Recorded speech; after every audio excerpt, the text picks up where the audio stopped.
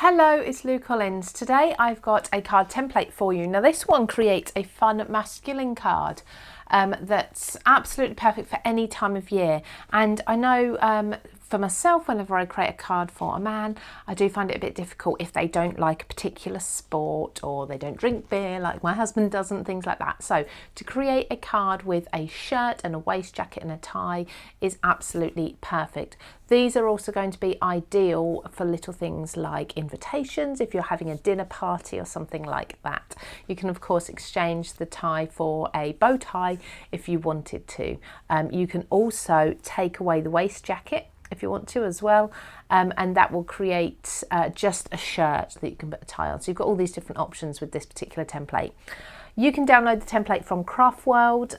You can see the link here in the post, but when you download it, yours will look slightly different to this. Yours will be pink in colour and have the Craftworld logo on. This is kind of a prototype, but it's exactly the same, so it's going to show you exactly how to use your one. So let's get started. The first thing I need to do is actually separate the bow tie, or rather the tie, first of all, and this jacket. Now I'm going to keep this all together for now, so I'm going to stick this to my base. Now I need to work out what is my base going to be. Am I going to have a solid cardstock or a pattern cardstock? Which one's going to be the pattern? So I've got 3 different types of paper here, because you need to bear in mind you've got the shirt, then you've got the waistcoat, and then you've got the tie as well. What's going to be what pattern? So I kind of thought I'd have the green shirt, the patterned paper waistcoat, and then a red tie, and we'll see how that looks. But you can have a play, mix and match, and of course you can just simply go with black and white if that's what you prefer. So the first thing to do is to create a base, a nice solid base from a decent weight cardstock. So that's why I'm going to choose my green, and I'm going to do this entire piece from that. So using my repositionable spray glue, just little spray over here, just enough to keep that in place while I'm cutting around and scoring. There's lots of different repositionable glues on the market, so the brand doesn't matter there. There we go. And I'm just going to simply take my time to just cut around everything here.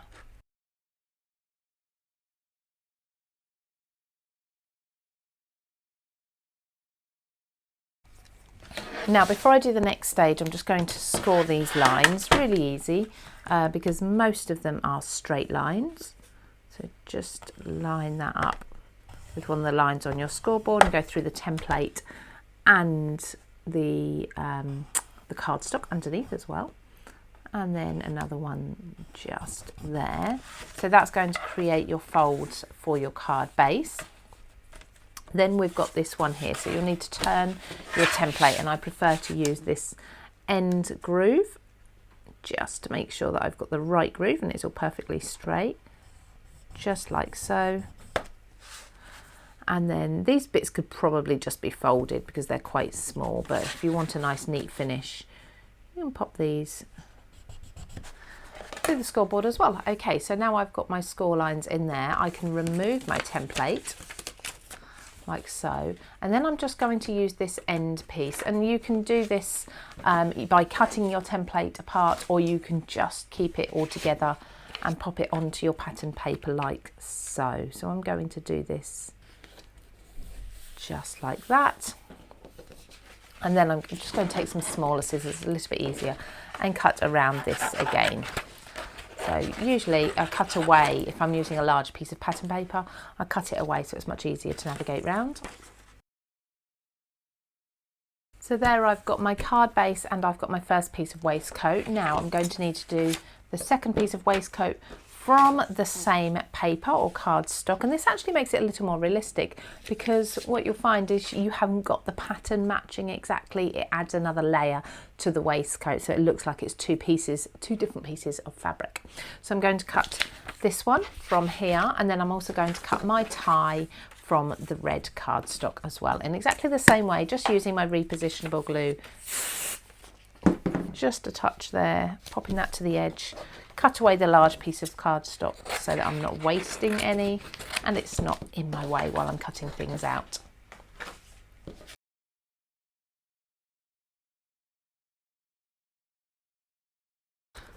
There we go. So now I've got all of my pieces ready there. Okay, so that would fit over there. And you see what I mean about the pattern now doesn't match. It actually makes it look more realistic. So our card base, now this, you've got a little bit of a choice as to which way your card opens.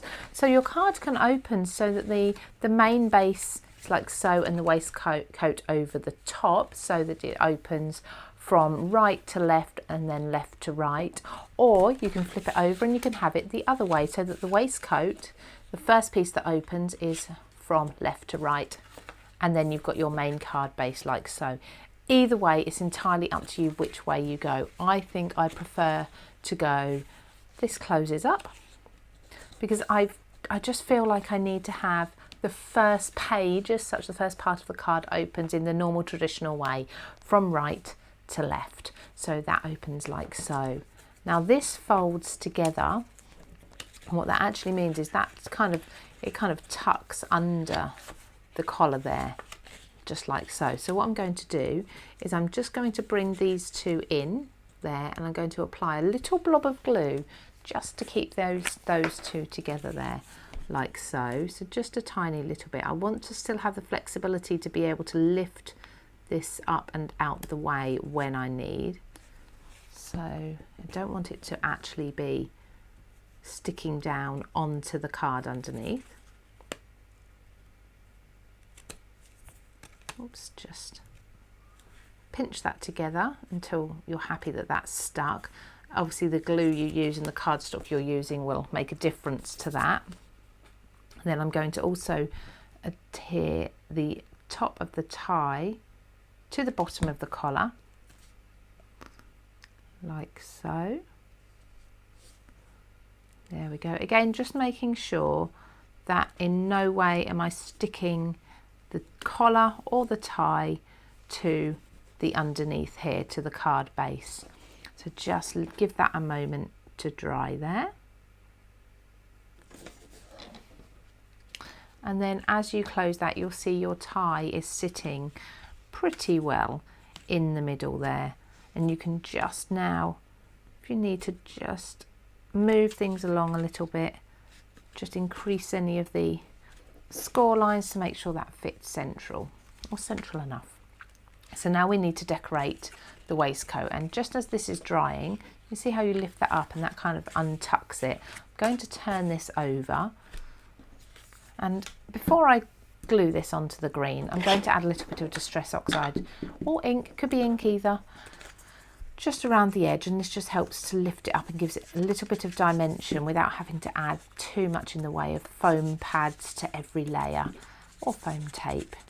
It just gives it a little bit of a shadow underneath, so some depth to the layers. So, oh, there's one, just need to do in this V as well. There we go. And then I'm going to apply glue just to the back of this, a wet glue that's going to dry clear. So I have my Sizzix Express glue, but there's lots of other brands on the market, and most white glues will dry clear. And just place that over the top of the green. That's going to make that nice and sturdy for you. Now I'm going to do the same with this piece. Ink all around the edges. And then it's up to you. You can add this on with a little bit of foam if you like. I'm going to put it on flat. I don't feel I need foam on it, because you've inked around the edges. It gives it that look of dimension and an extra layer anyway. So you can just pop this directly over the top, just like so, just making sure you've got no edges peeking out. There we go. Now, two things I have got here are some little buttons, little additional pieces that are just going to help how realistic this little waistcoat is going to look. I think I'm going to do 2 buttons. They might be a little bit big for 2, but no, we'll stick with 2. They actually look quite fun there. I've used a wet glue, so that needs to sit for just a few moments to dry before I can close the card up. But you can, of course, use something like a hot glue. So just give that a few moments. I'm not going to fiddle with that too much, but what will happen is you can pop your message inside here. You can either use a white gel pen, or you can place a panel of white cardstock in here, because let's just close that gently. You'll lift up this, tuck that over there, and that will all close up to create a lovely card for a gentleman. I think that's really good fun, and you can of course make it for lots of different professions as well by using different colours.